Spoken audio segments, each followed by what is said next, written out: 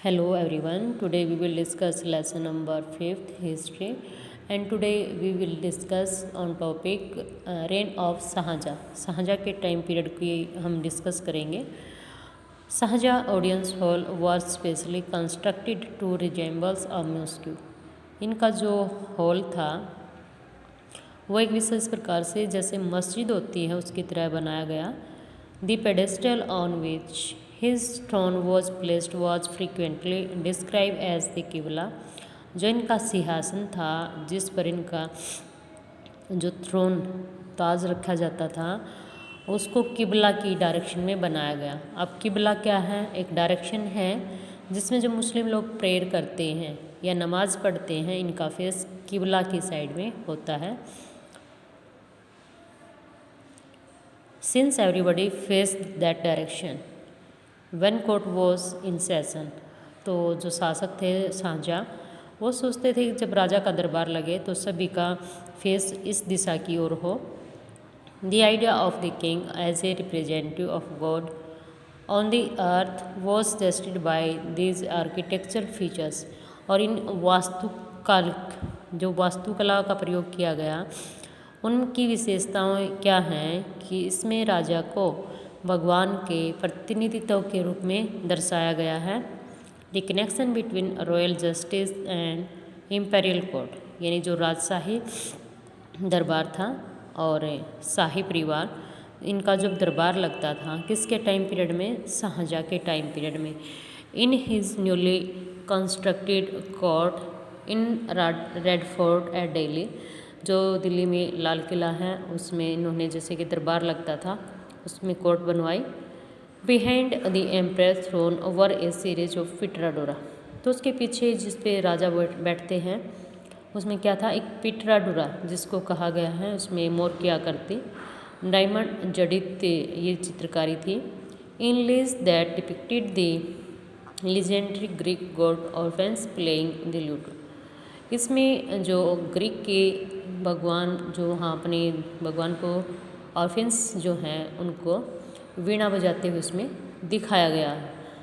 It was believed, ऐसा विश्वास किया जाता है that Orpheus music could calm furious beasts until they coexist together peacefully.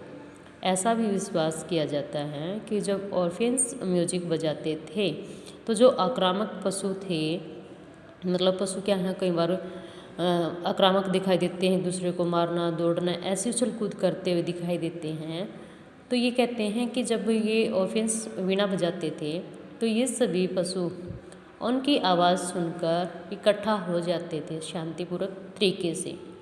The construction of Shah Jahan audience hall aimed to communicate that king just would treat the high and low as equal, creating a world. इसका मतलब क्या है कि जो शाहजहाँ थे इन्होंने audience hall जो बनाया उसका मुख्य उद्देश्य ये था कि राजा अपने दरबार में न्याय कर सके, लोगों के बीच में अमीर और गरीब, ऊंच और नीच का जो भेदभाव था उसको ख़त्म कर सके, समानता स्थापित कर सके पूरे वर्ल्ड में, and where all could live together in harmony, और सभी सम्मान पूर्वक तरीके से एक साथ रह सके।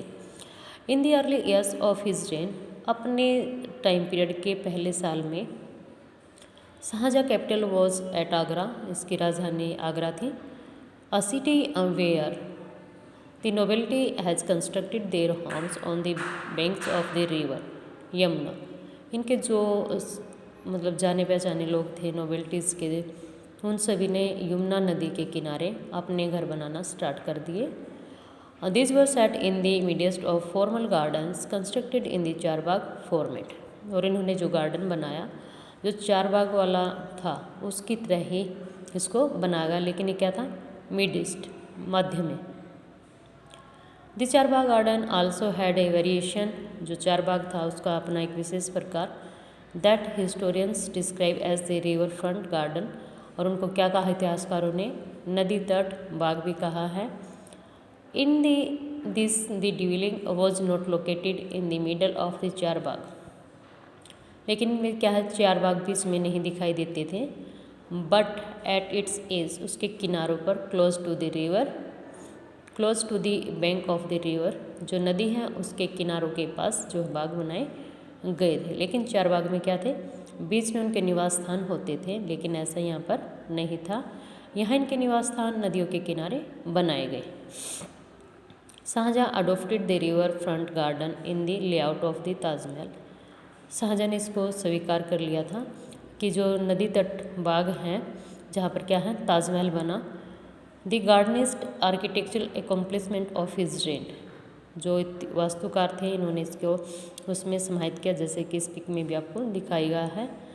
White marbles machines was placed on a terrace by the edge of the river, जो नदी के किनारे हैं उसके किनारों पर क्या है, वाइट मार्बल्स का प्रयोग इसमें किया गया है।